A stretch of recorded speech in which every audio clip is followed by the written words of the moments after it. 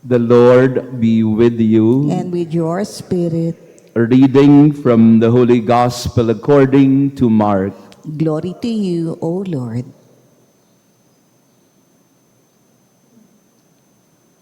The disciples had forgotten to bring bread, and they had only one loaf with them in the boat. Jesus enjoined them, "Watch out, guard against the leaven of the Pharisees and the leaven of Herod." They concluded among themselves that it was because they had no bread. When he became aware of this, he said to them, "Why do you conclude that it is because you have no bread? Do you not yet understand or comprehend? Are your hearts hardened? Do you have eyes and not see, ears and not hear? And do you not remember when I broke the 5 loaves for the 5,000, how many wicker baskets full of fragments you pick up?" They answered him, 12. "When I broke the 7 loaves for the 4,000, how many full of baskets of fragments did you pick up?" They answered him, 7. He said to them, "Do you still not understand?" The Gospel of the Lord. Praise to you, Lord Jesus Christ. Please be seated. Praise be Jesus Christ. Now and forever. Good morning, dear brothers and sisters. Morning, I'm Father. happy to see all of you. Pakibati nga ang katabi natin ng Shenyang Kwaile. Happy Chinese New Year sa ating lahat. Si Ate Marie mamaya magbibigay sa inyo ng tikoy. And to our online parishioners, thank you for praying with us. Tama ba yun? Kung Hei Fat Choy. Ngayon daw po ay Year of the Red Horse. Mamaya mamibigay din tayo ng Red Horse, the Fire Horse.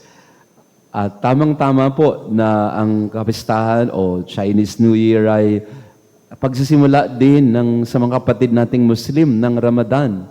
Kaya ang tawag din natin ay Ramadan Mubarak. Blessed Ramadan to all of you. And then in other parts of the world, this is also called Mardi Gras. Tuesday before Ash Wednesday, ito yung araw ng talagang pagpipiesta. Yan. Kaya ang araw na ito ay we can say with the Chinese New Year, with Ramadan, of course, it's a month of fasting and Mardi Gras and preparation for Ash Wednesday. Kaya maiintindihan mo yung mga alagad kung natatakot sila na magutom. If you listen closely to our gospel today, takot sila kasi nasa bangka sila, pero ang dala nilang tinapay ay isa lang.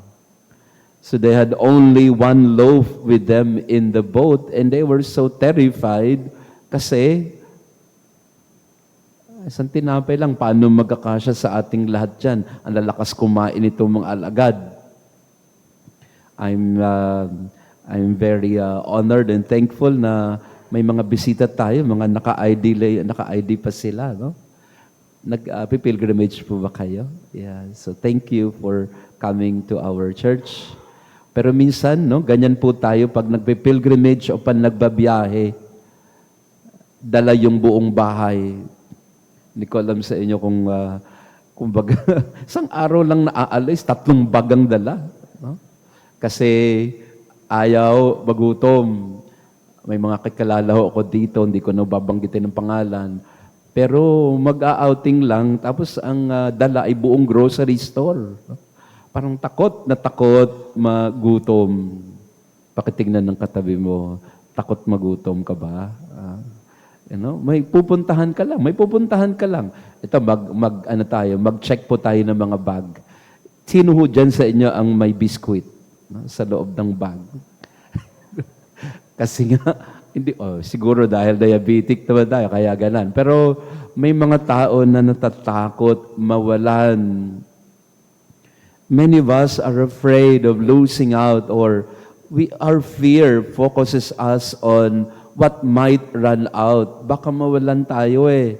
Baka magutom tayo eh. Baka mapano tayo. Kaya dapat sigurado tayo. Lagi tayo dapat may baon. Lagi tayo dapat may naiipon. Lagi tayo dapat na may nakareserba.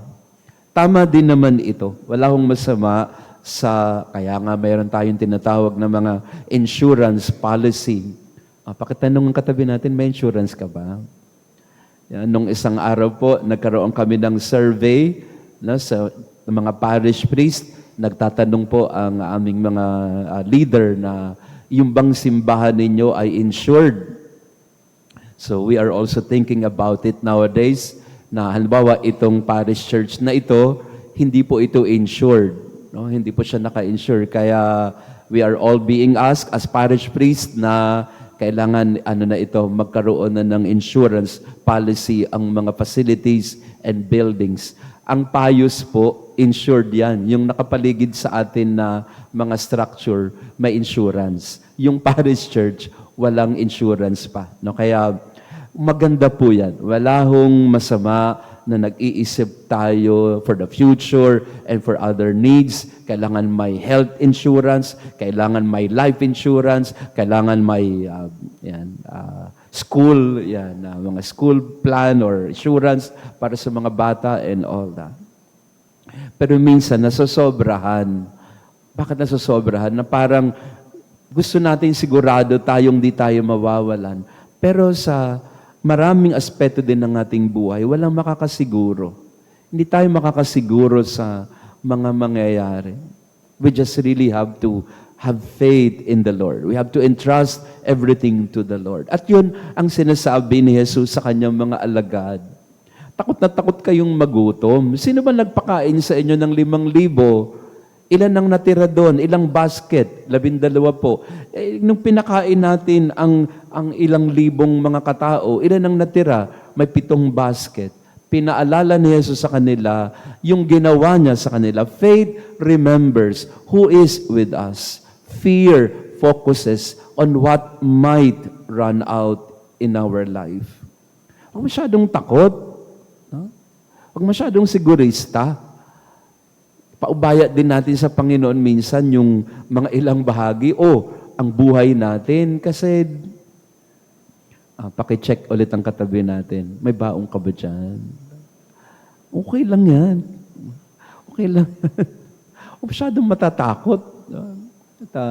At ito, marami sa mga magulang. Again, I am not saying na hindi dapat magkaroon ng mga safety and insurance policies tayo. Pero huwag masyadong matatakotin.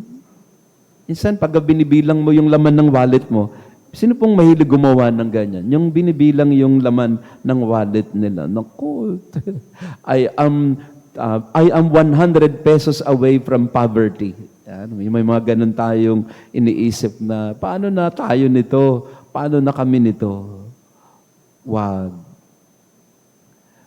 The Lord is our insurance policy. The Lord is in our boat and Jesus is telling His disciples, I'm with you. Why are you afraid? Ba't kayo nag-aalala? I have proven time and again that I provide for you. That you don't have to worry about too many things. You have to trust that I am in the boat with you. So in this Mass, we pray that we may have more faith and courage. Lalo pa ngayon Chinese New Year, we pray for abundance. Not just abundance and prosperity of material wealth, but abundance of faith. That we may trust in God's providence. That God will not abandon us or forsake us. Na kung may mga pangangailangan man tayo sa buhay, ang Panginoon ang magpupuno, ang Panginoon ang lagit-lagi maghahandog at magkakaloob. Fear focuses on what might run out. Faith instead remembers who it is with us. Praise be Jesus Christ. Now and forever. Let us pray.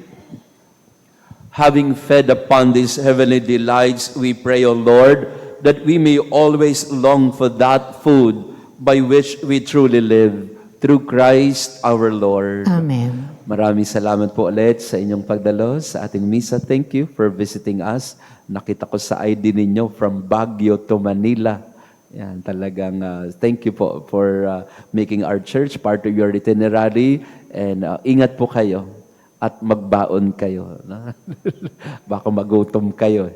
At kami naman po sa Santa Maria Goretti, we will also have our Lenten pilgrimage sa March 21. Sa Pampanga naman po tayo. No? Mga churches of Pampanga. Last day of registration will be February 28 para po sa mga buses natin and t-shirt. This Saturday, we will have our Lenten recollection, February 21 at 5 p.m. And then tomorrow naman ay Ash Wednesday, 7 a.m., 12 noon, and 5 p.m. ang mga misa natin. So again, papasok na po tayo sa Kwaresma as we celebrate the Chinese New Year today, ay tayo maghanda naman para sa ating day of fasting and abstinence tomorrow, together with our Muslim brothers and sisters in their Ramadan. The Lord be with you, And with your spirit. and may our loving God bless you and your family, the Father, the Son, and the Holy Spirit. Amen. Our Mass has been offered. Go in peace to love and serve the Lord. Thanks be to God.